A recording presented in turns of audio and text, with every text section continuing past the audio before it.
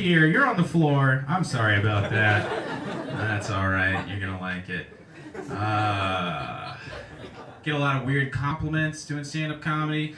A British man came up to me after a show recently. He was like, I think that your act would go over magnificently in the UK. And that's how I found out that I'm not funny. I was like, oh shit. I get a lot of weird compliments in general. Little girl came up to me one day and she was like, hey mister, your hair looks just like mine. I said, oh honey, don't flatter yourself.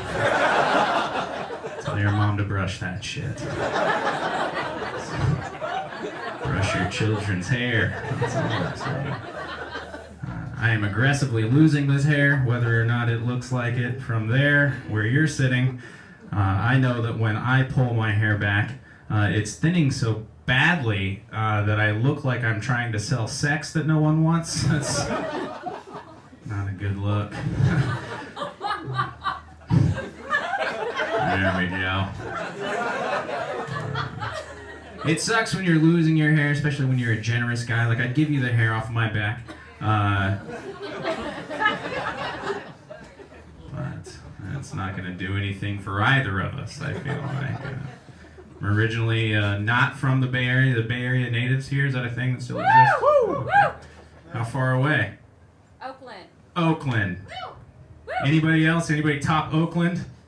Redwood City. That is not topping Oakland.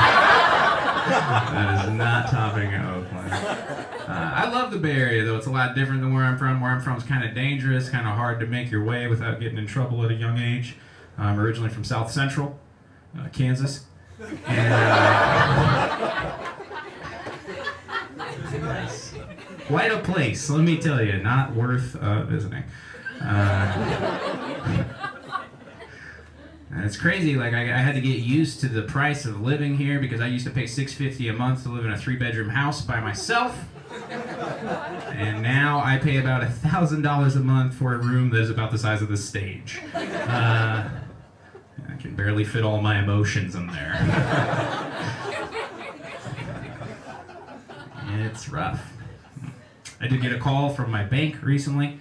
Very weird call because I was traveling. I was in New Orleans and I was having a good time, and then I got a call from my bank where the woman on the phone said, Mr. Cerminara, we've been noticing some unusual activity on your account. It seems that you recently made a deposit.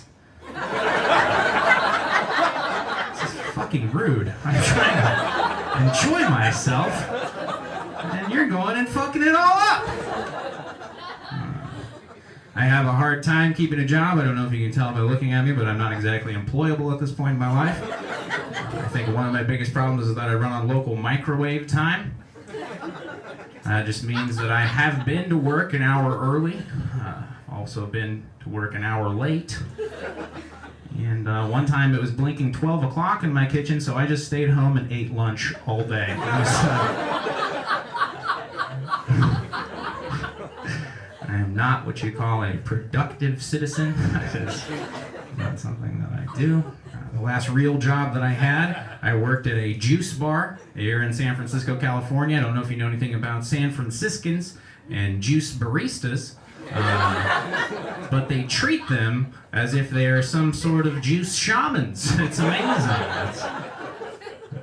Got people come up to you asking you questions like, well, what do you recommend for the gout? Ew, go to the doctor. Hundreds of years of Western medicine has not led us to the point of resolving the gout with a fresh pressed juice. You fucking psycho, okay? I know what you think you're looking at here. This is not a juice PhD program. I am getting paid minimum wage to shove fruits and vegetables through a giant blender. That's fucking moron work, okay? Maybe use Obamacare until it runs out. I don't know. That would be what I recommend for you. Been going back to the gym recently. It sucks. It's hard to go back to the gym. Although working out, exercise in general, it really does prove to you that life can be worse. If you are not enjoying yourself at your resting heart rate, let me tell you. Oh, wow.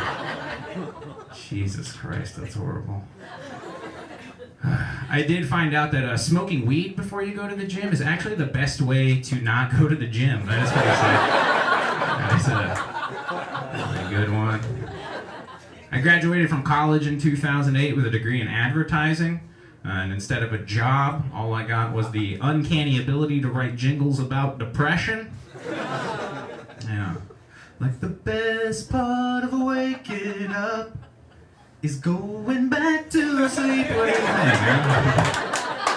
Yeah. Give me some cake, give me some cake. I wanna eat some cake while I cry in my car.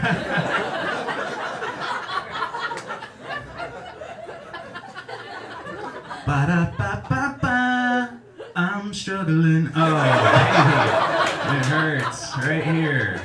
$20,000. Oh my God. What would you do for a Xanax bar? Oh, baby. That's right. I didn't move to the Bay Area to be a prude. If you've got pills, I've got a mouth. That's right. I can take this out in my car or on the bus, whatever you prefer. Mommy, wow, I'm a sad man now.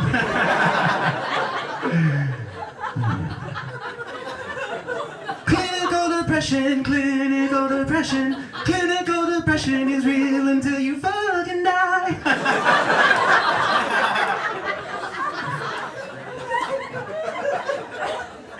Don't worry, don't worry. I can't cry, I'm dead inside.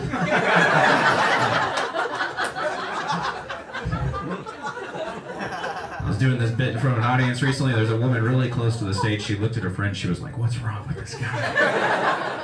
I was like, "Well, maybe he's born with it. Maybe it's brain disease. I don't know." You guys, I don't know what you're doing next Friday night. Next Friday night, I run a monthly comedy show where we curate thrift store art. Comedians make fun of it, and then we auction it off. It's called the Art Critique Comedy Show. If you want more information, check out artcritiquesf.com. My name is Jordan Cerminara. Give it up for your host, Dro, everybody.